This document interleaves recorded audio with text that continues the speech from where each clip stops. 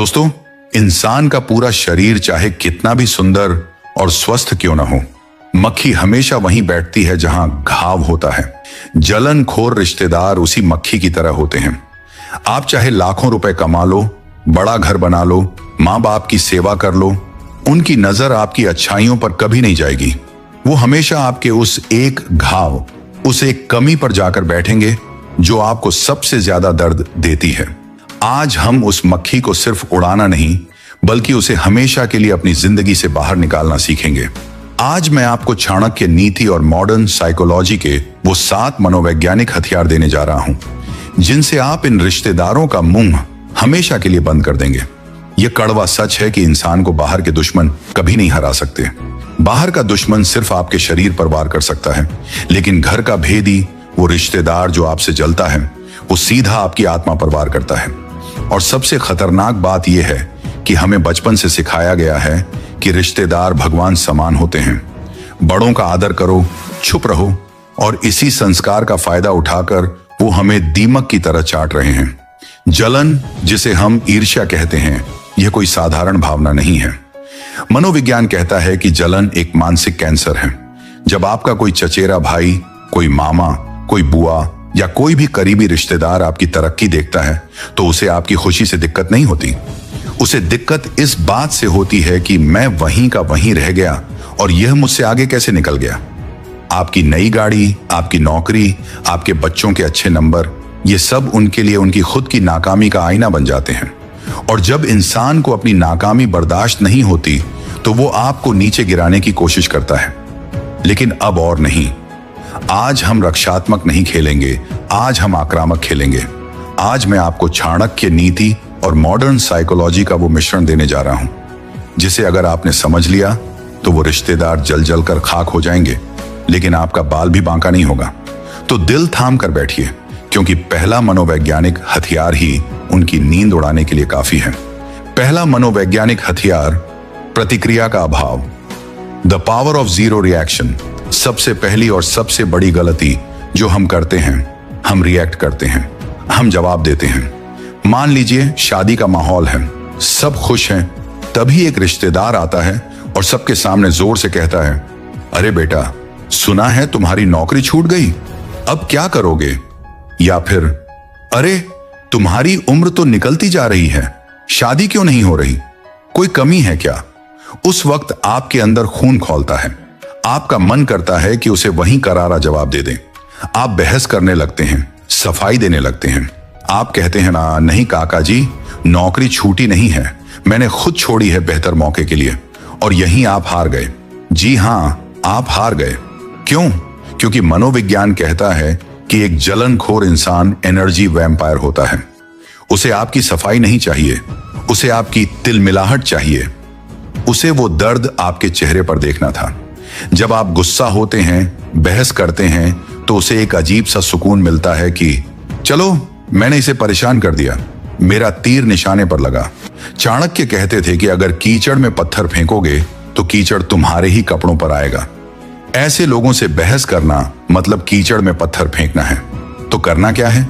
आपको इस्तेमाल करना है जीरो रिएक्शन तकनीक। अगली बार जब कोई रिश्तेदार आपको ताना मारे, आपकी कमजोरी पर वार करे, तो उसे जवाब मत दो, गुस्सा मत करो। बस उसकी आंखों में देखो, एक हल्की सी, बहुत रहस्यमयी मुस्कान दो और वहां से ऐसे हट जाओ जैसे उसने कुछ बोला ही नहीं, जैसे वहां कोई कुत्ता भौंका हो और आप आगे बढ़ गए। सोचिए, अगर आप दीवार पर गेंद मारेंगे तो वो वापस आएगी, लेकिन अगर आप हवा में गेंद मारेंगे तो वो वापस नहीं आएगी। आपको दीवार नहीं, हवा बनना है।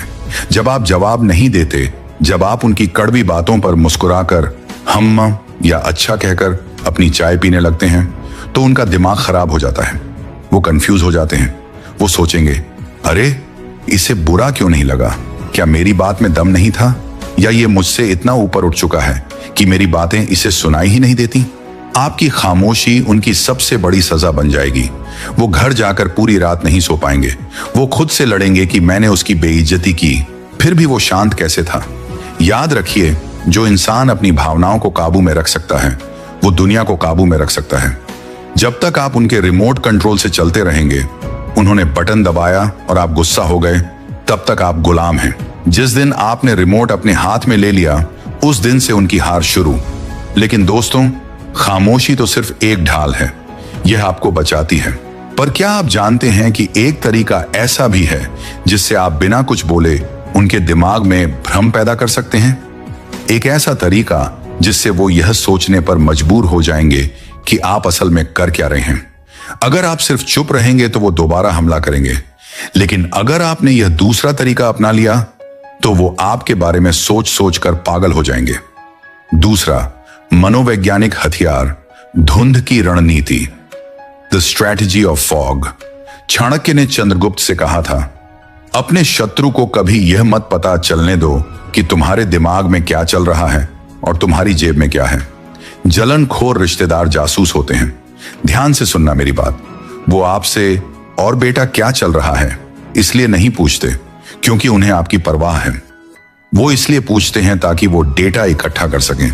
वो जानना चाहते हैं कि आपकी कमाई कितनी है, आपकी पत्नी से लड़ाई हुई या नहीं, आपके बच्चे किस स्कूल में हैं।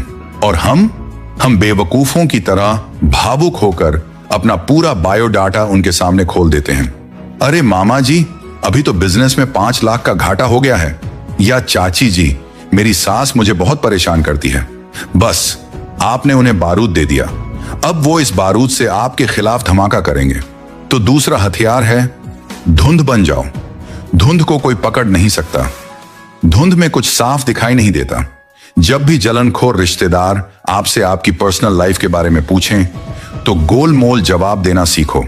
अगर वो पूछें, बेटा कमाई कितनी हो जाती है, तो यह मत बताओ 50,000 या 1 लाख, बल्कि कहो, बस काका जी, भगवान की कृपा है, दाल रोटी चल रही है, आप लोगों का आशीर्वाद है।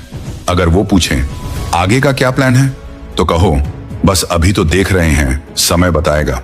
इसे मनोविज्ञान में ग्रे रॉक मेथड कहते हैं, यानी एक पत्थर की तरह बन जाओ, बोरिंग और बेजान। उन्हें कोई मसाला मत दो।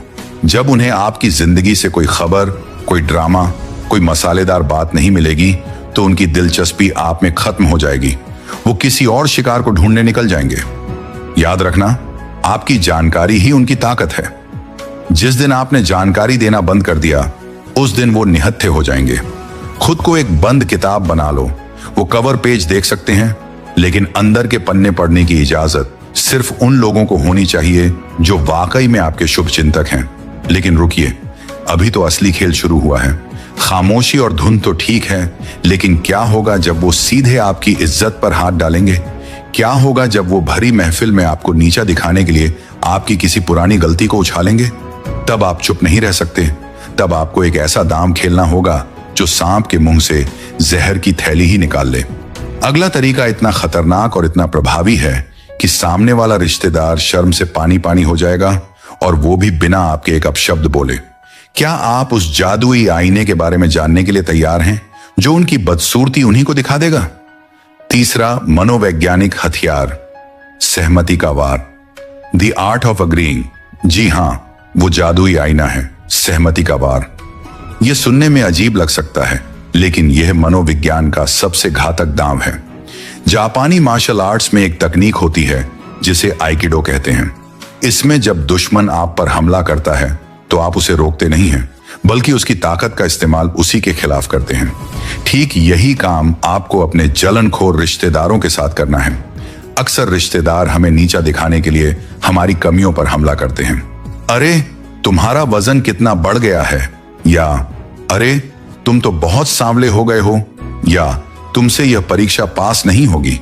वो उम्मीद करते हैं कि आप बुरा मानेंगे, आप बचाव करेंगे, आप कहेंगे नहीं नहीं मैं तो जिम जा रहा हूं, या मैं पूरी कोशिश कर रहा हूं। लेकिन आपको यह नहीं करना है। आपको उनकी बात से सहमत हो जाना है। अगली बार अगर कोई कहे तुमसे नहीं हो पाएगा, तो मुस्कुराकर कहिए, आप बिल्कुल सही कह रहे हैं मामा जी, मुझे भी कभी कभी लगता है कि मुझसे नहीं हो पाएगा। आपकी पारखी नजर कमाल की है। सोचिए क्या हुआ, आपने उनसे लड़ने की बजाय उनके हाथ से हथियार ही छीन लिया। वो रस्सी खींच रहे थे और आपने रस्सी छोड़ दी। वो धड़ाम से गिरेंगे। जब आप अपनी कमी स्वीकार कर लेते हैं, चाहे सच में हो या झूठ में, तो उनके पास वार करने के लिए कुछ बचता ही नहीं। वो आपको नीचा दिखाना चाहते थे, लेकिन आपने खुद ही झुककर उनका वार खाली कर दिया। यह उन्हें मानसिक रूप से निशस्त्र कर देता है। वो कंफ्यूज हो जाएंगे कि अब मैं क्या बोलूं। इसने तो मान लिया और वहीं उनका खेल खत्म। चाणक्य कहते थे कि शक्तिशाली शत्रु को विनय से और दुष्ट को उसकी ही बात मानकर मूर्ख बनाया जा सकता है। लेकिन दोस्तों, कभी कभी सहमति काफी नहीं होती। कुछ रिश्तेदार इतने जहरीले होते हैं कि वो सहमति को भी आपकी हार मान लेते हैं। ऐसे में आपको एक कदम आगे बढ़ना होगा। आपको उन्हें एक ऐसे जाल में फंसाना होगा जहां वो तड़पते रहें लेकिन बाहर ना निकल सकें। यह जाल है अत्यधिक विनम्रता का जाल। चौथा, मनोवैज्ञानिक हथियार, अत्यधिक विनम्रता। Kill them with kindness. Mahatma Gandhi ने कहा था कि अगर कोई एक गाल पर थप्पड़ मारे तो दूसरा गाल आगे कर दो। लेकिन चाणक्य नीति कहती है कि अगर कोई जहर दे तो उसे इतनी मिठाई खिलाओ कि उसे खुद पर शर्म आ जाए, या कम से कम देखने वालों की नजर में वो विलेन बन जाए। इसे अंग्रेजी में कहते हैं किल देम विथ काइंडनेस।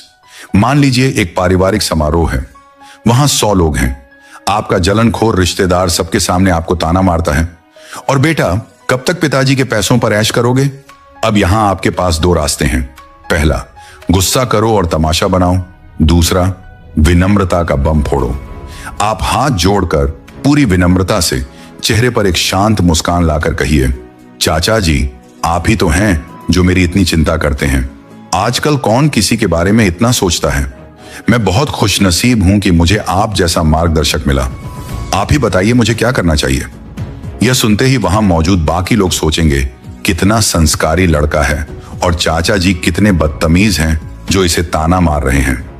आपने एक तीर से 2 शिकार किए। पहला, आपने अपना सम्मान बढ़ा लिया।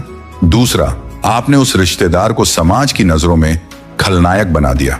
अब अगर वो दोबारा कुछ बोलेंगे तो वो बुरे लगेंगे, आप नहीं। ये मनोविज्ञान है। जब आप नफरत के बदले प्यार या प्यार का नाटक दिखाते हैं तो सामने वाले के दिमाग में कॉग्निटिव डिसोनेंस पैदा होता है। उसका दिमाग यह समझ नहीं पाता कि मैंने तो इसे कांटे चुभाए थे, ये मुझे फूल क्यों दे रहा है। ये उलझन उसे अंदर ही अंदर खा जाएगी। वो अपनी ही नेगेटिविटी में जलता रहेगा और आप वहां से विजेता बनकर निकलेंगे। याद रखिए, कीचड़ से लड़ने के लिए कीचड़ में उतरने की जरूरत नहीं है। बस ऊपर से इतना साफ पानी डाल दो कि कीचड़ बह जाए। लेकिन एक बात का ध्यान रखना, यह विनम्रता सिर्फ एक मुखौटा है, एक ढाल है। असली युद्ध तो आपके जीवन में चल रहा है, और इस युद्ध को जीतने का सबसे पक्का तरीका वो है जो दुनिया के हर ताले को खोल सकता है, हर जुबान को बंद कर सकता है। अगर आपने यह 5वां तरीका अपना लिया तो आपको कभी किसी को जवाब देने की जरूरत ही नहीं पड़ेगी। आपकी जगह कोई और बोलेगा और उसकी आवाज इतनी तेज होगी कि पूरी दुनिया सुनेगी। 5वां मनोवैज्ञानिक हथियार, सफलता का शोर। Let success make the noise. शेर जब शिकार करता है तो वो दहाड़ता नहीं है, वो दबे पांव चलता है पूरी खामोशी से। और जब शिकार हो जाता है तो जंगल में सन्नाटा छा जाता है। जलनखोर रिश्तेदारों के लिए सबसे बड़ा तमाचा आपके शब्द नहीं, आपकी सफलता है। हम गलती क्या करते हैं? हम अनाउंसमेंट करते हैं, हम माइक लेकर चिल्लाते हैं, मैं ये करने वाला हूं, मैं वो बनने वाला हूं। चाणक्य ने साफ कहा था, मनसा चिंतितम कार्यम वाचा नैव प्रकाशयत। यानी मन में सोचे हुए काम को तब तक जुबान पर मत लाओ जब तक वो पूरा ना हो जाए। जब आप अपने प्लान रिश्तेदारों को बताते हैं तो आप उन्हें मौका देते हैं नजर लगाने का, टांग अड़ाने का और आपके आत्मविश्वास को तोड़ने का। वो कहेंगे, अरे इसमें बहुत रिस्क है, शर्मा जी का बेटा डूब गया था इसमें। और धीरे धीरे आप भी डर जाएंगे। इसलिए अपनी जुबान पर ताला लगा लो और अपने हाथों को काम पर लगा दो। गायब हो जाओ। जी हां, गायब हो जाओ। 6 महीने, 1 साल, 2 साल के लिए अपनी सोशल लाइफ कम कर दो। उन्हें लगने दो कि आप कुछ नहीं कर रहे। उन्हें खुश होने दो कि अरे ये तो बर्बाद हो गया। और उस अंधेरे में, उस खामोशी में अपनी मेहनत की आग जलाओ। और जिस दिन आपका रिजल्ट आएगा, जिस दिन आपकी सफलता सामने आएगी, उस दिन आपको कुछ बोलने की जरूरत नहीं पड़ेगी। आपकी नई गाड़ी का हॉर्न, आपके नए घर का गृह प्रवेश या आपकी प्रमोशन की खबर, ये सब उनके कानों में पिघले हुए शीशे की तरह जाएगी। उस वक्त उनके चेहरे देखने लायक होंगे। उनकी वो झूठी मुस्कान, उनके वो दबे हुए आंसू, वही आपकी असली जीत होगी। याद रखना, बदला लेने का सबसे बेहतरीन तरीका है खुद को उनसे इतना ऊपर ले जाना कि उनकी आवाज आप तक पहुंच ही ना सके। जब हाथी चलता है तो कुत्ते भौंकते हैं, लेकिन हाथी रुककर कुत्तों को समझाता नहीं है, वो बस चलता रहता है। आपको भी हाथी बनना है। अपनी मस्ती में, अपनी चाल में चलते रहो। उनकी जलन उनकी समस्या है, आपकी नहीं। लेकिन दोस्तों, सफलता रातों रात नहीं मिलती, इसमें वक्त लगता है। और इस सफर के दौरान आपको एक और मनोवैज्ञानिक तकनीक की जरूरत पड़ेगी। यह तकनीक आपकी कीमत बढ़ा देगी। अक्सर हम इन रिश्तेदारों के लिए बहुत आसानी से उपलब्ध रहते हैं। उन्होंने बुलाया और हम पहुंच गए, उन्होंने फोन किया और हमने उठा लिया। यहीं हम अपनी इज्जत गंवाते हैं। अगर आप चाहते हैं कि वो आपकी कद्र करें, अगर आप चाहते हैं कि वो आपसे डरें, तो आपको दुर्लभ बनना होगा। अगला छठा तरीका आपको यही सिखाएगा कैसे अपनी उपलब्धता को कम करके आप अपनी इज्जत को आसमान पर पहुंचा सकते हैं। क्या आप जानते हैं कि हीरा कोयले से ज्यादा महंगा क्यों है? सिर्फ इसलिए क्योंकि हीरा कम मिलता है और कोयला हर जगह मिलता है। अब बारी है आपको हीरा बनाने की। छठा मनोवैज्ञानिक हथियार, दूरी और अनुपलब्धता का नियम, द स्केर्सिटी प्रिंसिपल। हीरे की कीमत इसलिए है क्योंकि वो कम मिलता है, और हवा की कीमत इसलिए नहीं समझी जाती क्योंकि वो हर वक्त मिलती है। यही इंसान का भी सच है। हम गलती क्या करते हैं?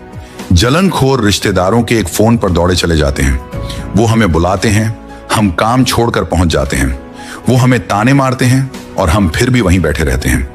मनोविज्ञान में इसे स्कैरसिटी प्रिंसिपल कहते हैं। जो चीज आसानी से नहीं मिलती, लोग उसकी कद्र करते हैं, और जो इंसान हर वक्त उपलब्ध रहता है, लोग उसे सस्ता समझते हैं। आज से अपनी उपलब्धता कम कर दो, गायब हो जाओ। जब वो बुलाएं तो कहो, माफ करना चाचा जी, बहुत जरूरी काम है, अभी नहीं आ सकता। जब उनका फोन आए तो तुरंत मत उठाओ। थोड़ी देर बाद मैसेज करो, अभी व्यस्त हूं, बाद में बात करूंगा।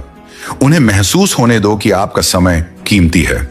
उन्हें यह संदेश दो कि आपकी जिंदगी में उनसे ज्यादा महत्वपूर्ण चीजें हैं। जब आप अपनी उपलब्धता कम करते हैं तो उनकी जलन, उनका गुस्सा सब धरा का धरा रह जाता है। वो सोचेंगे, अरे ये तो हाथ ही नहीं आ रहा, इसे तो फर्क ही नहीं पड़ता। और यही उनकी सबसे बड़ी हार है। चाणक्य कहते थे कि अति परिचय से अवज्ञा होती है, यानी ज्यादा मेल जोल से इज्जत कम हो जाती है। मलयागिरी के चंदन के पेड़ों पर सांप लिपटे रहते हैं, फिर भी चंदन अपनी शीतलता नहीं छोड़ता। आपको भी चंदन बनना है, लेकिन सांपों से थोड़ी दूरी बनाकर रखनी है। अपनी सीमाओं को लोहे की दीवार बना लो। उन्हें पता होना चाहिए कि किस लाइन के आगे वो नहीं आ सकते, और जिस दिन वो उस लाइन को पार करें, उसी दिन दरवाजा बंद कर दो, हमेशा के लिए। लेकिन दोस्तों, कभी कभी दूरी काफी नहीं होती। कुछ रिश्तेदार इतने डीठ होते हैं कि वो दीवार फांद कर भी आ जाते हैं। वो आपके शांत स्वभाव को आपकी कमजोरी समझ लेते हैं। ऐसे में आपको आखिरी और सबसे खतरनाक हथियार इस्तेमाल करना होगा। यह हथियार है आईना दिखाना। सातवां मनोवैज्ञानिक हथियार, दर्पण तकनीक, द मिरर इफेक्ट। न्यूटन का तीसरा नियम कहता है, हर क्रिया की बराबर और विपरीत प्रतिक्रिया होती है। कभी कभी आपको न्यूटन बनना पड़ता है। अगर कोई रिश्तेदार हद पार कर दे, अगर वो आपकी बर्दाश्त की सीमा तोड़ दे, तो आपको वही करना है जो वो कर रहे हैं, लेकिन बहुत ही शालीनता से। इसे मिररिंग कहते हैं। जैसा वो व्यवहार करें, वैसा ही व्यवहार आप भी करो। अगर वो ताना मारें, अरे बेटा तुम्हारी नौकरी तो बहुत छोटी है, तो आप भी मुस्कुराकर कहिए, हाँ चाचा जी छोटी है, लेकिन कम से कम मुझे रात को सुकून की नींद तो आती है। वैसे आपके बेटे का बड़ा बिजनेस कैसा चल रहा है? सुना है काफी तनाव में है। अगर वो आपकी शक्ल सूरत पर कमेंट करें, अरे तुम तो बहुत मोटे हो गए हो, तो आप कहिए, हाँ बुआ जी थोड़ा हो गया हूं। वैसे आजकल आप भी अपनी सेहत का ध्यान नहीं रख रही। चेहरे पर काफी झुर्रियां आ गई हैं। उम्र का तकाजा है शायद। ध्यान रहे, आपको बदतमीजी नहीं करनी है, आपको सिर्फ सच बोलना है, वही कड़वा सच जो वो आपको सुनाते हैं। जब आप उन्हें उन्हीं की भाषा में जवाब देते हैं तो उन्हें झटका लगता है। वो समझ जाते हैं कि यह अब वो पुराना वाला नहीं रहा जो चुपचाप सुन लेगा, यह जवाब देना जानता है। चाणक्य ने कहा था, शठम शाठ्यम समाचरित, यानी दुष्ट के साथ दुष्टता का व्यवहार ही उचित है।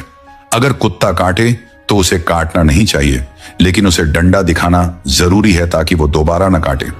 यह मिररिंग तकनीक वही डंडा है।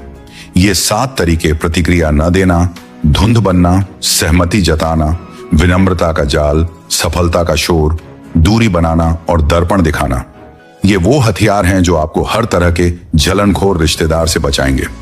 निष्कर्ष दोस्तों, अंत में मैं बस इतना कहना चाहूंगा, रिश्तेदार हमारी जिंदगी का हिस्सा हैं, लेकिन हमारी पूरी जिंदगी नहीं है। एक सड़ा हुआ सेब पूरी टोकरी को खराब कर सकता है। अगर आपके परिवार की टोकरी में भी कोई ऐसा सड़ा हुआ सेब है तो उसे बाहर फेंकने में ही समझदारी है। डरना बंद करो। जो लोग आपकी खुशी से जलते हैं वो आपके अपने हो ही नहीं सकते, और जो आपके अपने हैं वो कभी आपसे जलेंगे नहीं। अपनी मानसिक शांति को सबसे ऊपर रखो, क्योंकि अगर आप अंदर से शांत हैं तो बाहर का कोई भी तूफान आपको हिला नहीं सकता। आज ही कसम खाओ कि अब से किसी की जलन को अपने दिल पर नहीं लोगे। कसम खाओ कि अपनी सफलता से इतना शोर मचाओगे कि उनकी नफरत की आवाज दब जाए। कसम खाओ कि अब से तुम शेर की तरह जियोगे, दीमक की तरह नहीं। याद रखना, आप वो नहीं हैं जो वो आपके बारे में सोचते हैं, आप वो हैं जो आप खुद के बारे में सोचते हैं। अपनी नजर खुद पर रखो, दुनिया की नजर तो वैसे भी आप पर ही है। अगर इस वीडियो ने आपके अंदर की आग को हवा दी है, अगर आपको लगा है कि आज आपको एक नई ताकत मिली है, तो इस वीडियो को लाइक जरूर करना। और हाँ, कमेंट में लिखकर बताओ कि मैं अब नहीं डरूंगा। ये कमेंट सिर्फ एक लाइन नहीं, आपकी जीत का ऐलान होगा। शेयर करो इस वीडियो को हर उस इंसान के साथ जो ऐसे रिश्तेदारों से परेशान है। शायद आपकी एक शेयर किसी की जिंदगी बदल दे। और ऐसे ही जिंदगी बदलने वाले वीडियो देखने के लिए चैनल को सब्सक्राइब करना मत भूलना। बेल आइकन जरूर दबाना ताकि अगली वीडियो मिस ना हो। मैं मिलूंगा आपसे अगली वीडियो में एक और कड़वे सच और एक और नई सीख के साथ। तब तक के लिए खुश रहिए, सतर्क रहिए और अपनी सफलता की कहानी लिखते रहिए। जय हिंद।